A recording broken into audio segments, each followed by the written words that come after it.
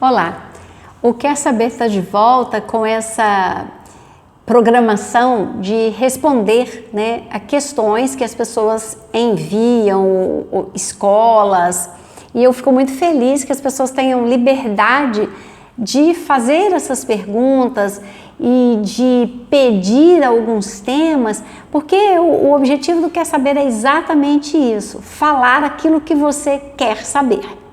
E dessa vez a pergunta é sobre choro. Criança que chora demais, pais que não suportam o choro da criança e atendem imediatamente aquilo que a criança pediu, aquilo que a criança quer fazer.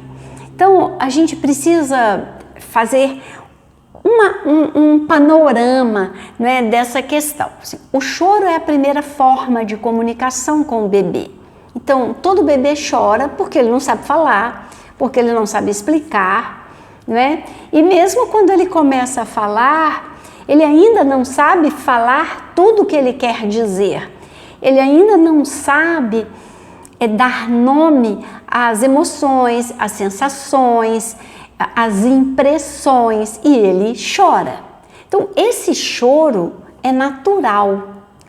E ele vai deixando de ser a única forma que a criança tem de se comunicar com a gente à medida em que essa criança se desenvolve e que a gente permite, estimula e acredita na criança.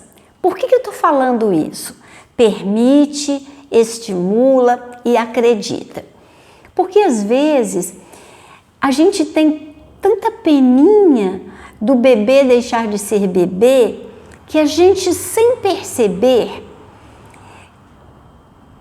mantém essa criança com alguns comportamentos muito infantis. E ela não vai saber escolher qual comportamento que evolui e qual que ela mantém de bebê, qual que vai ser aceito, eficaz, e aí ela pode ficar uma criança que não busca, ela nem tenta se expressar porque ela é estimulada a chorar. É claro que é sem perceber, é claro que é sem querer, mas quando a criança tem alguma atitude mais independente, mais autônoma, às vezes a pessoa que cuida, mãe, pai, avó, fala, que peninha, tá acabando o meu bebê, eu não tenho mais um bebê. E aí a criança pensa, bom, se eu não for um bebê, claro que ela não pensa com essa clareza, mas assim, se eu não for um bebê, eu não vou receber mais atenção, eu não vou ter mais colo, eu não vou ter mais esse amor que é tão importante para mim, então eu não posso deixar de ser um bebê. E aí ela continua se comunicando como um bebê.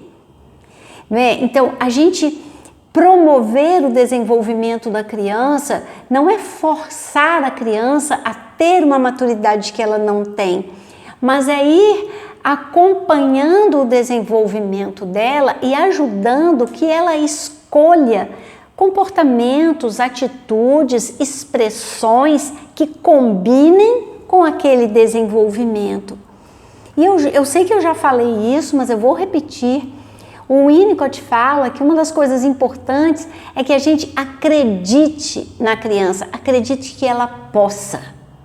A Montessori, ela falava, você não deve fazer por uma criança nada do que ela já pode fazer, porque aí você manda para ela uma mensagem de confiança, Você acredita que ela possa. E se você, que é o adulto em quem ela confia, que é a figura de segurança, de apego, de referência dela, acredita nela, então ela também pode acreditar. E isso é a base da autoestima. A gente não percebe, mas a gente, quando chega lá na frente, quando chega na adolescência, a gente fala, nossa, eu escuto isso muito aqui no consultório, eu estou muito preocupada, ele ou ela tem a autoestima muito baixa. E às vezes a gente não sabia, lá na primeira infância, que estava construindo essa autoestima.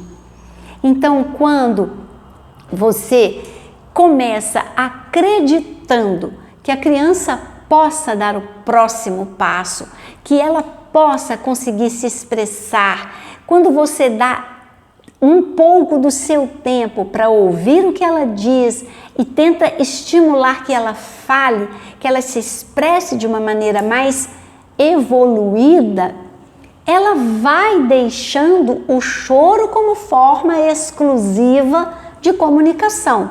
Mas o choro não está arriscado das nossas formas de comunicação. Nunca esteve. Eu sou uma chorona clássica. Eu choro em propaganda de TV. Eu choro ao ler um texto. Eu choro no cinema. Eu choro em situações que me emocionam, que eu fico triste.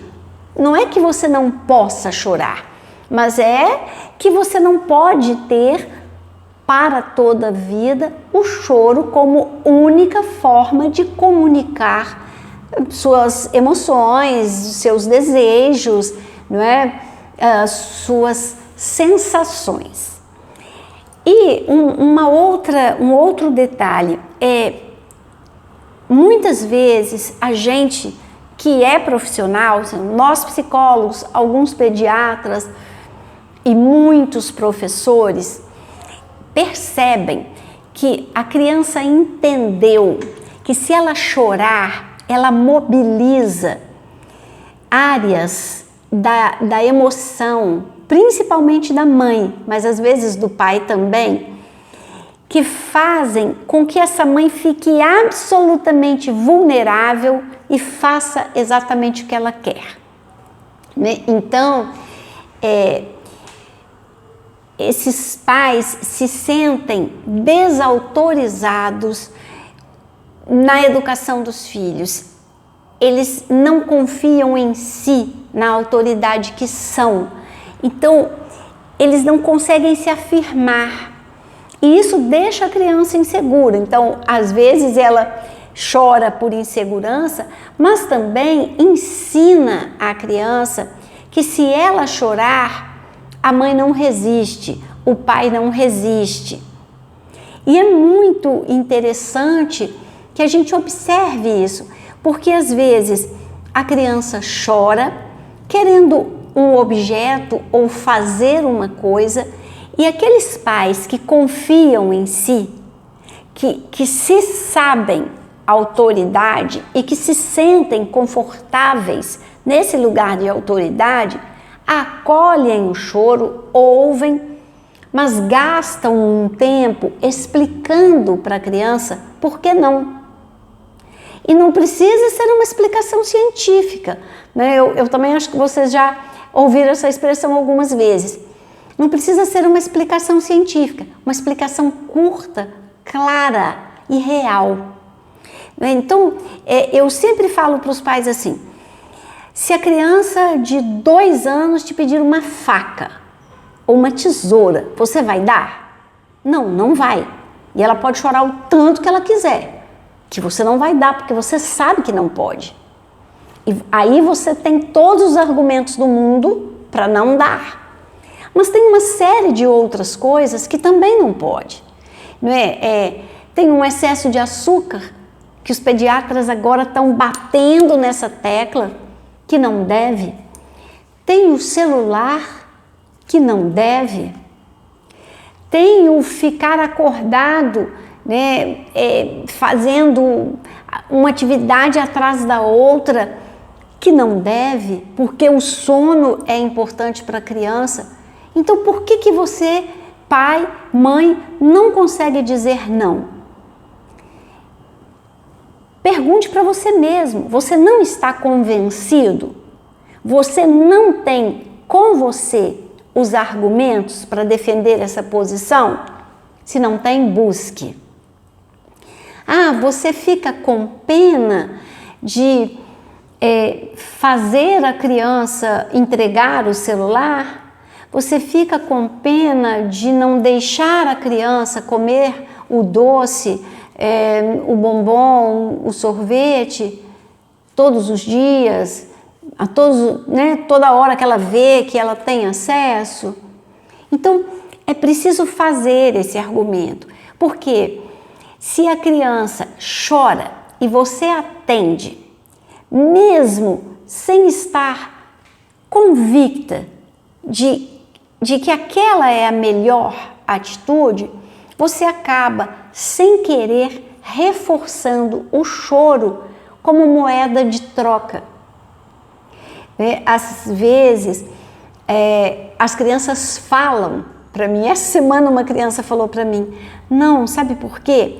A gente consegue chorar, mesmo sem estar com vontade de chorar, você entende, né? Aí a gente consegue chorar, aí a gente chora, porque esse é o único jeito que essa professora trata a gente com carinho.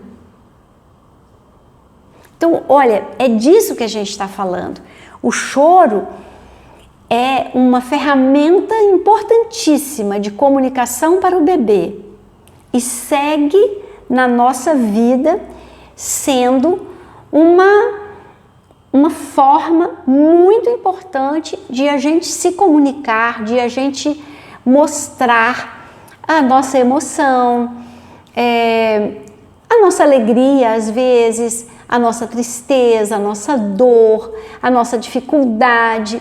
E não é para eliminar o choro da vida da criança, mas é preciso que a gente ajude a criança a não ter no choro a única forma de se comunicar e de obter o que ela quer. Porque quando essa menina me disse que ela e umas colegas, forçam o choro para serem bem tratadas pela professora, acendeu uma luz amarela, né? Então, nesse momento especialmente, né, todas as crianças e os adolescentes que estão voltando para a escola têm sede desse acolhimento, de resgatar esse lugar de confiança. E aí alguém está sendo duro demais e eu descobri que se eu chorar, eu tenho um pouco do que eu preciso, é um perigo. É um perigo. Então, a gente precisa talvez fazer uma separação entre por que a criança chora e para que a criança chora. Às vezes ela chora porque está com medo, que está se sentindo insegura, que ficou nervosa, que ficou triste, que ficou frustrada, que tentou fazer uma coisa e não conseguiu, e deu errado, e caiu, e manchou o papel, e rasgou de tanta força que ela fez para desmanchar, e aí ela chora porque está frustrada, porque está nervosa. Tudo bem, né? Sem problema esse choro. Ela chora porque se emocionou, ou com uma história que ouviu, ou com uma música, ou ao reencontrar, né? Eu tenho visto algumas cenas assim, ao reencontrar alguém que há muito tempo não via, a criança chora porque não sabe o que fazer numa situação e não está sentindo que o adulto ali está compreendendo como ela se sente e está ajudando a ela. Então, ela pode chorar e é nosso papel acolher, talvez organizar um pouco essas emoções, né? Não com a nossa ótica, mas com a ótica da criança, e dar um tempo para ela se refazer.